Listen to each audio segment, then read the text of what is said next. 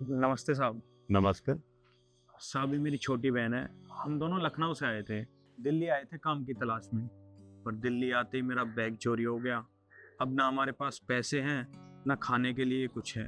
हमने 2 दिन से कुछ खाया भी नहीं है।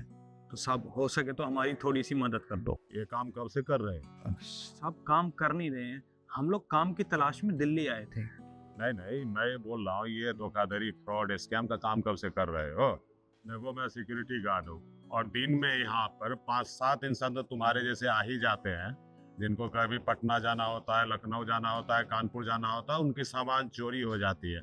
और ये जो बहाने बना बना के पैसे हटने का जो स्कीम चला रखे हो ना यार, कुछ थोड़ा स्क्रिप्ट चेंज करो, नया बहाना बनाओ ताकि लोगों को भरोसा हो जाए।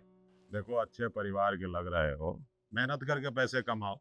अगर तुम्हारी तरह मैं भी करता तो मुझे सिक्योरिटी गार्ड की काम करने की कोई ज़रूरत नहीं होती, समझे? कोई पैसे वैसे नहीं मिलेगा, चलो जाओ तुम लोग यहाँ से। साहब हम सच में झूठ नहीं बोल रहे हैं, हम सच बोल रहे हैं। हमारा सच में बैग चोरी हुआ है। अरे पैसे नहीं, चलो निकलो, जाओ जाओ। अरे जाओ ना, जाओ। रुको, क्या हुआ गोपाल? तुम इन्हें इस तरह से भगा क्यों रहे थे? क्या बात है भाई, क्या काम है?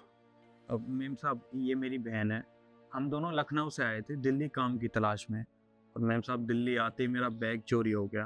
अब ना मेरे पास पैसे हैं, ना हमारे पास खाने को कुछ है। हमने 2 दिन से कुछ खाया नहीं है। मेम साहब हो सके तो हमारी मदद कर दो। अरे, ये तो बहुत बुरा हुआ तुम्हारे साथ। मैडम, आप इन लोगों पे भरोसा मत कीजिए, ये एक नंबर का फ्रॉड है, धोखेबाज है, पैसा लेके भाग जाएगा ये। नहीं नहीं मेम साहब, हम झूठ नहीं बोल रहे, हम सच बोल रहे हैं। सच में हमारा बैग चोरी हुआ है और हमें घर वापस जाना है। अच्छा, ये बताओ कि वापस घर जाने के लिए कितने पैसे चाहिए?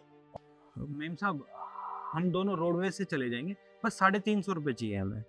350 रुपए? तुम रुको, मैं अभी देती हूँ। मैडम, मैं कहता हूँ इन लोगों को पैसे मत दीजिए। अरे ये लोग सही आदमी नहीं है, पैसे लेके चले जाएंगे, ये फिर पैसे वापस कभी नहीं करेंगे। मेम साहब हम सच में झूठ नहीं बोल रहे हैं, हम सच बोल रहे हैं। अगर आपको यकीन नहीं है ना तो आप मुझे अपना कार्ड दे दीजिए। हम जैसे ही घर पहुंचेंगे ना, मैं घर जाती आपके पैसे लौटा दूंगा। प्लीज मेम साहब। अरे देखो ना गोपाल, कितने ईमानदार लोग हैं और धोखा थोड़ी ना दे रहा है। अरे कह तो रहा है कि पैसे वापस लौटा देगा। और तुम खुद ही देखो, उसने लग्जरी बस का किराया नहीं मांगा, रोडवेज का किराया मांगा है। तो इतनी मदद तो मैं इसकी कर ही सकती हूँ। तुम चिंता मत करो, वो पैसे लौटा देगा। तुम रुको, ये लो 500 रुपए। पर मेम साहब मेरे पास खुले नहीं है। कोई बात नहीं, बाकी बचे हुए पैसों से रास्ते में चाय पानी पी लेना। ठीक है। और ये लो, ये मेरा विजिटिंग कार्ड है, इसमें मेरा एड्रेस भी है और फोन नंबर भी है। तुम इस नंबर पे फोन पे या पेटीएम कर देना। मेम साहब आपका बहुत बहुत धन्यवाद। आपने इंसानियत के नाते हमारी मदद करी। मैं एहसान आपका कभी नहीं भूलूंगा। कोई बात नहीं, लौटा देना। जी ठीक है मेम साहब, हम चलते हैं।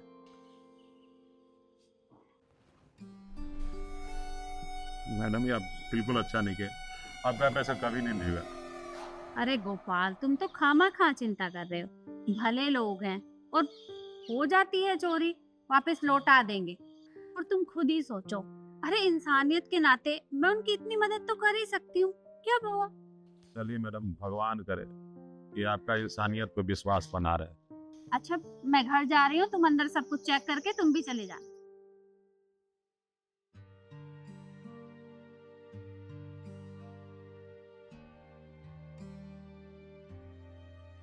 Good morning madam. Good morning. Madam, वो लखनऊ वाले को जिसे आपने 500 रुपया दिया था, वापस किया पैसा? नहीं गोपाल जी, उसने पैसे वापस नहीं किए। आपने सही कहा था उनके बारे में कि वो दोनों फ्रॉड हैं, और मैंने आपकी बातों पे भरोसा ही नहीं किया। उन्होंने अभी तक मेरे पैसे वापस नहीं किए हैं। मैंने तो इंसानियत के नाते उन दोनों की मदद की थी कि उन्हें मेरी मदद की ज़रूरत है। पर मुझे नहीं पता था कि आज के ज़माने में इंसानियत की कोई कीमत ही नहीं है। आज के बाद मैं किसी के ऊपर भरोसा नहीं करूंगी। इंसानियत के ऊपर से मेरा भरोसा उठ सा गया है। देखिए, बात उन 500 रुपए की नहीं है। 500 रुपए मेरे लिए कोई चीज नहीं है, मायने नहीं रखते। लेकिन बात है भरोसे की, इंसानियत की। बस उन लोगों ने मेरा इंसानियत के ऊपर से विश्वास ही उठा दिया। अच्छा खैर छोड़ो, मैं चलती हूँ। हाँ मैडम, ये आपके लिए कुरियर आया है। कोरियर?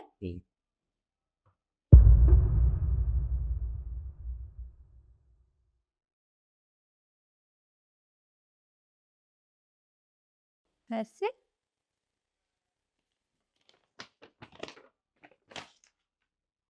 मैम साहब नमस्ते। मैम साहब माफ कर दीजिएगा कि पैसे पहुंचाने में काफी देर हो गई। दरअसल मेरा यूपीआई अकाउंट बंद हो गया था, इस वजह से मैं आपके पैसे समय पर नहीं भिजवा सका। देखिए आप हमें माफ कर दीजिएगा, पर ये 500 रुपए आपने हमें मदद के रूप में दिए थे और हम ये इसलिए वापस कर रहे हैं ताकि आपका भरोसा हमारे ऊपर बना रहे, क्योंकि आपने इंसानियत के नाते हमारी मदद की थी।